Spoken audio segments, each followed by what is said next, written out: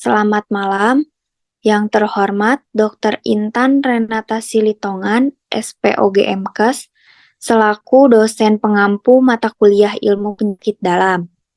Sebelumnya, izinkan saya memperkenalkan diri. Saya Ladia Putri Permatasari dengan NPM F122090 sebagai moderator yang memimpin presentasi pada kali ini. Pada malam ini, kami dari kelompok 5 akan mempresentasikan hasil kerja kelompok kami mengenai HIV/AIDS pada ibu hamil dan menyusui. Berikut ini ada nama-nama anggota kelompok 5.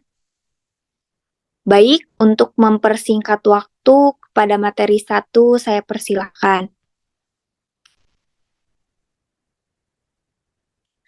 Definisi HIV/AIDS.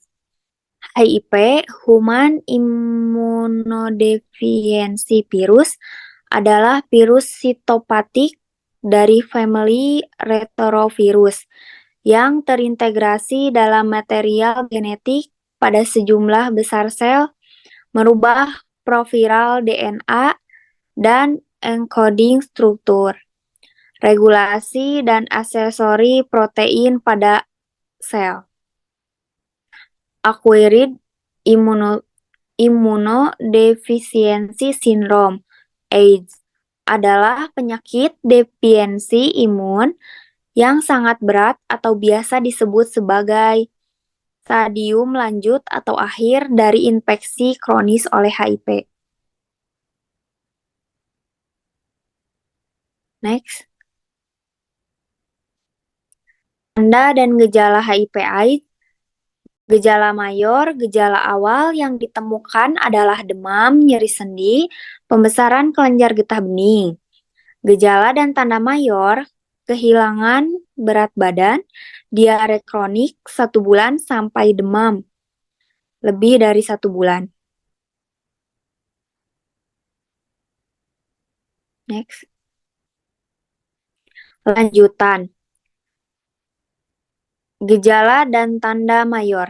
Batuk menetap sampai 1 bulan, dermatitis, prutis, gatal, herpes, zoster berulang kandidiasi orafaring, herpes simplex yang meluas dan berat, limfadenopati yang meluas, sarkoma, koposi yang meluas, dan meningitis tripotokota.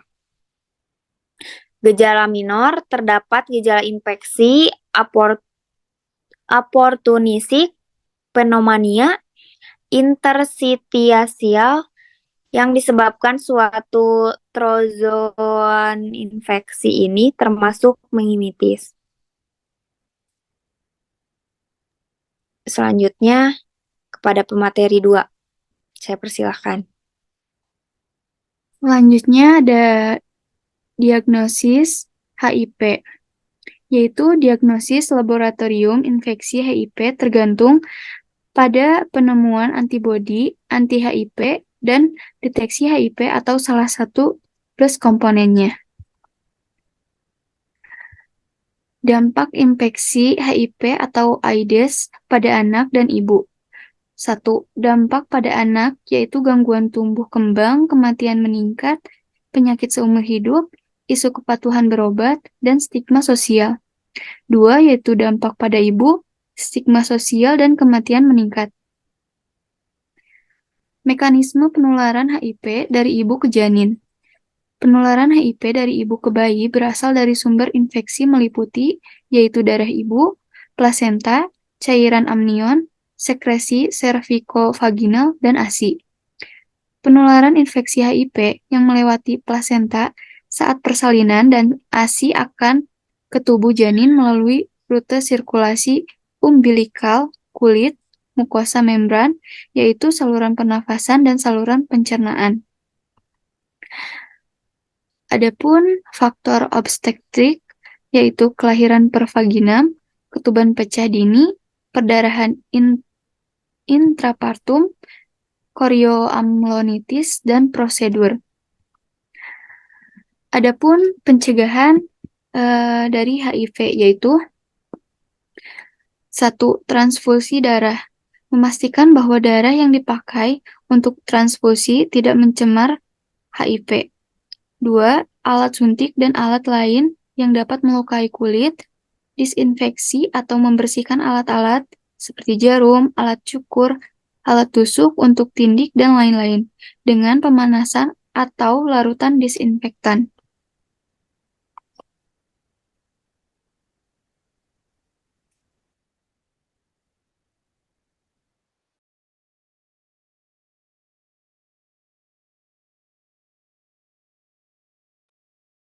Baik, saya lanjutkan.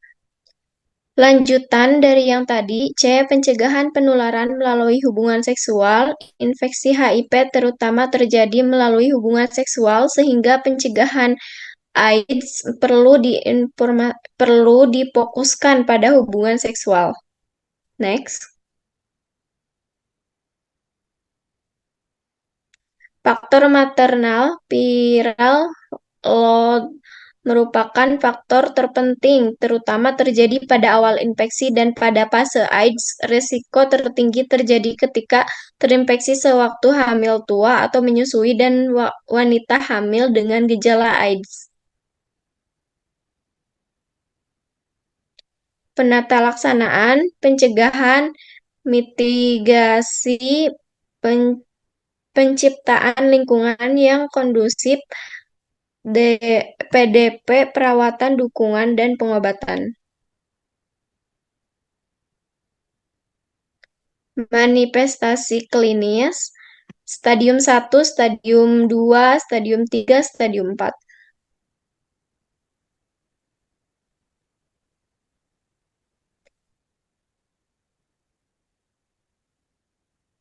Terima kasih.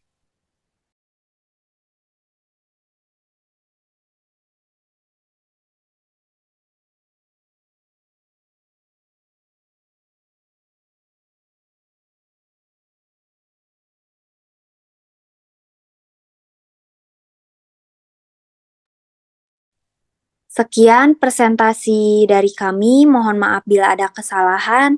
Terima kasih.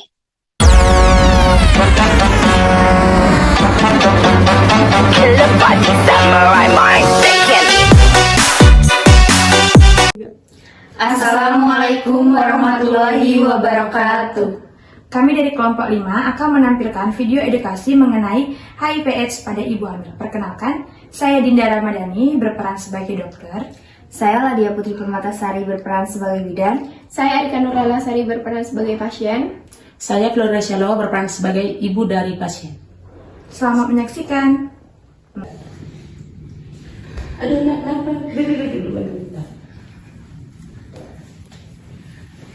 Gimana, apa yang dirasakan? Kenapa nih? Iya, sering merasa sakit sekarang-sekarang ini. Sakitnya di bagian mananya, Nak? Di sini, terus sering merasa batuk, diare, kayak gak enak badan, berat badan menurun. Oh, kalau begitu kita ke puskesmas terdekat aja, takutnya ada apa-apa sama cucu ibu. Baik, Bu. Waalaikumsalam, silahkan masuk. Silahkan duduk. Terima kasih, Bu Bidan. Ada yang bisa saya bantu? Jadi begini, Bu Bidan, anak saya akhir-akhir ini mengalami kelelahan, batuk, demam, juga pembesaran kelenjar getah bening. Terus juga mengalami penurunan berat badan. Gitu. Sebelumnya sudah memeriksakan lebih lanjut? Belum, Bu Bidan. Menurut saya, sebaiknya ibu memeriksakan diri ke dokter. Ditemani dengan ibu agar dapat dilakukan pemeriksaan lebih lanjut untuk mengetahui apakah ibu terinfeksi virus atau tidak, sehingga dapat diberikan penanganan segera mengingat kondisi ibu sedang hamil. Kalau tidak ditangani secepatnya, apakah ada efek samping kepada kehamilan saya? Iya, akan ada beberapa dampak komplikasi nantinya pada kehamilan ibu, seperti kanker, TBC, kemungkinan keguguran, dan persalinan prematur. Sebaiknya ibu mengantarkan anak ibu untuk memeriksa kandungannya, dan sebaiknya ibu langsung mengantar anak ibu ke dokter dan di sana akan diberikan pengobatan jika benar ibu terinfeksi virus. Dan ini saya kasih surat ibu untuk ke dokter ya. Baik. Sebentar. Ini suratnya. Baik Bu, terima kasih Bu. Permisi Ibu Bidan. Iya.